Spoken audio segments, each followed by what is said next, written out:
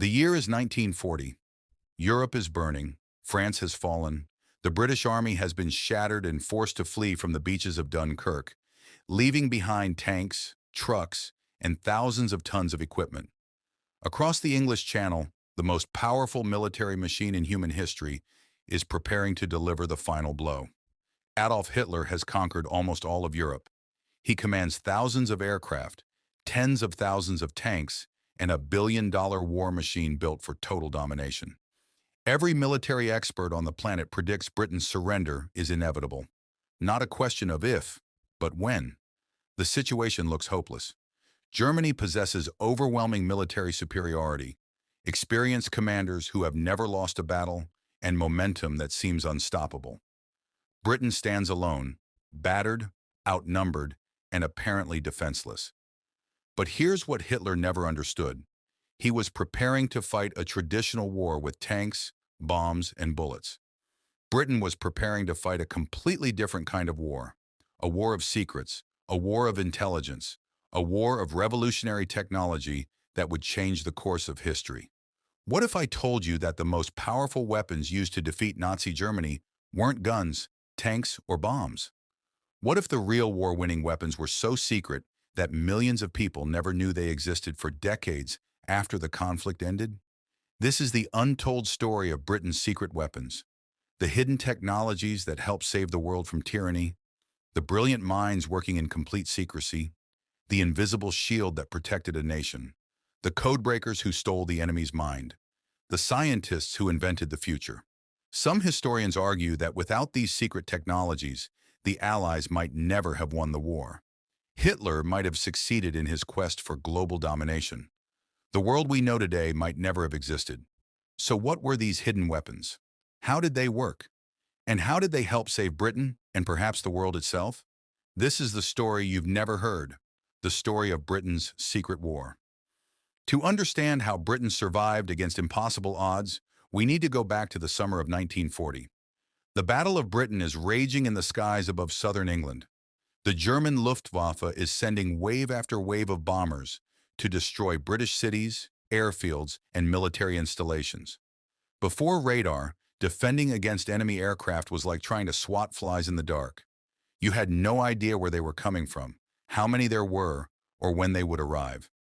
Fighter pilots had to patrol endlessly, burning precious fuel, hoping to stumble upon the enemy.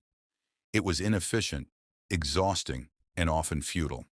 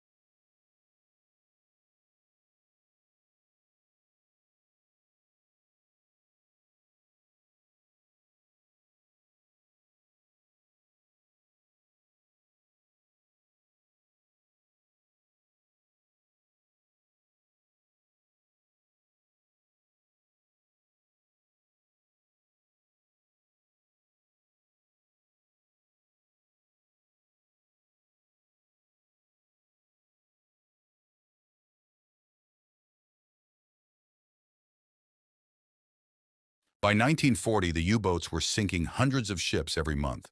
British supplies were being cut off. Food reserves were dangerously low. Factories were running out of raw materials. The nation was being starved into submission. If Britain lost the Atlantic, it would lose the war. It was that simple. But once again, secret technologies shifted the balance. Once again, British innovation proved more powerful than German military might. First, scientists developed the cavity magnetron, a device that allowed for centimetric radar. This was a game changer. This radar could be fitted to aircraft and ships, allowing them to detect surfaced U-boats in any weather, day or night, with pinpoint accuracy. Then the intelligence from Bletchley Park provided the final piece of the puzzle.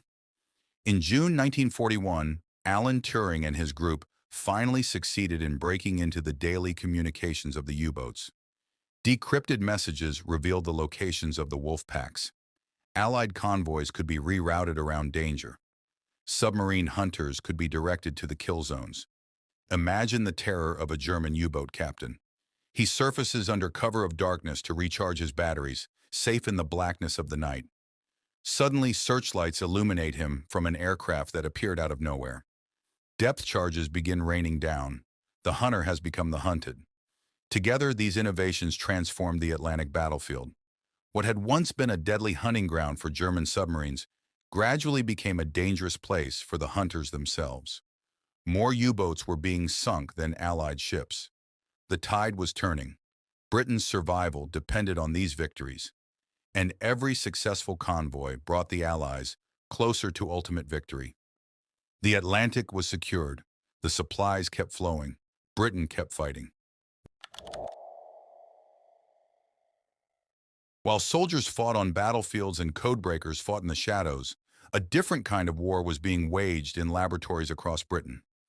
These were the unsung warriors, scientists, engineers, and inventors who worked 18-hour days in complete secrecy. Their weapons weren't bullets or bombs. Their weapons were ideas. They developed the bouncing bomb that destroyed the Ruhr dams, flooding German industrial areas and crippling Nazi production. They created new navigation systems that allowed bombers to find their targets in pitch darkness. They invented electronic countermeasures that jammed German radar, blinding the enemy's defenses.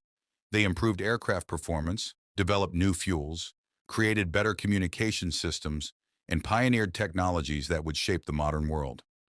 Some of these scientists were refugees who had fled Nazi persecution. Others were young prodigies recruited straight from university. Many were women who had been excluded from traditional roles, but found their calling in the laboratories of war. They worked in conditions of extreme pressure. Secrecy was absolute. Failure was not an option. The lives of thousands, maybe millions, depended on their success. Their legacy is still with us today. The radar that detected German bombers became the foundation of modern air traffic control. The computers that cracked Enigma became the ancestors of every smartphone on the planet. The jet engines they developed power the aircraft we fly today. The medical advances they pioneered save lives every single day. The war accelerated scientific progress at a speed that would have taken decades in peacetime. Necessity truly became the mother of invention, and Britain's scientists became some of the most important warriors of the conflict. But it wasn't just technology that won the war. It was also audacity, courage, and the willingness to do the impossible. The Special Operations Executive, known as SOE, was Churchill's secret army. Its mission was simple and terrifying: set Europe ablaze. Sabotage, espionage, resistance operations, and guerrilla warfare behind enemy lines. The men and women of SOE were trained to parachute into occupied territory, blow up bridges and railways, assassinate Nazi officials, and organize local resistance movements. They were given the most advanced espionage equipment ever created: explosives disguised as lumps of coal, radios hidden inside suitcases, cameras and buttons, maps printed on silk that wouldn't rustle when unfolded. Their survival rate was appalling. More than half of SOE agents never returned. But those who did survive achieved incredible things. They delayed German reinforcements on D-Day. They prevented Hitler's scientists from developing an atomic bomb. They turned ordinary citizens into resistance fighters. The most remarkable operations were almost unbelievable. The Norwegian heavy water sabotage, where a team of SOE agents destroyed a Nazi nuclear research facility, preventing Hitler from getting the atomic bomb. Operation Chariot, the commando raid on the dry docks of Saint-Nazaire, which denied the German Navy the only facility capable of repairing the mighty battleship Tirpitz. These were the secret warriors of Britain, the spies, saboteurs, and commandos who operated behind enemy lines. Their stories remained classified for decades. Their contributions were unknown to the public, but they helped win the war just as surely as any soldier on the battlefield. When people think about World War II, they remember the tanks, the battleships, and the famous battles. The beaches of Normandy, the deserts of North Africa, the skies over London. But some of the most important victories happened far from the front lines. Inside radar stations on the coast, inside secret laboratories hidden in the countryside, inside the code-breaking huts of Bletchley Park, behind enemy lines with the secret agents of SOE. Britain's secret weapons proved that intelligence and innovation could be just as powerful as armies. They helped defend a nation under siege. They helped turn the tide of war. They helped shape the world we live in today. The next time you hear about World War II, remember this. Some of the most powerful weapons were the ones no one could see. And that's the story of Britain's secret weapons of World War II. The hidden technologies that helped defeat Hitler. The brilliant minds who worked in complete secrecy. The innovations that changed the course of history. But now I want to hear from you. Which of these secret weapons do you think had the biggest impact on the war? Was it the radar that won the Battle of Britain? The codebreakers of Bletchley Park? The scientists who invented the future? Or was there another secret weapon we haven't covered? Drop your thoughts in the comments below. I read every single one, and I'd love to know what you think. If you enjoyed this deep dive into Britain's hidden history, please hit that like button. It really helps the channel and lets me know you want more content like this. And don't forget to subscribe to the UK Legacy and turn on notifications so you never miss a new episode. Share this video with your friends, family, anyone who loves history, secret missions, or untold stories from the past. We've got more incredible content coming your way. Untold stories, secret missions, the hidden history of Britain that they never taught you in school. From the spies who fooled Hitler to the women who cracked the codes, we're covering it all. Until next time, this has been the UK Legacy. Take care, stay curious, and never forget. The greatest weapons aren't always the ones you can see. The greatest victories aren't always the ones you read about in history books. I'll see you in the next one.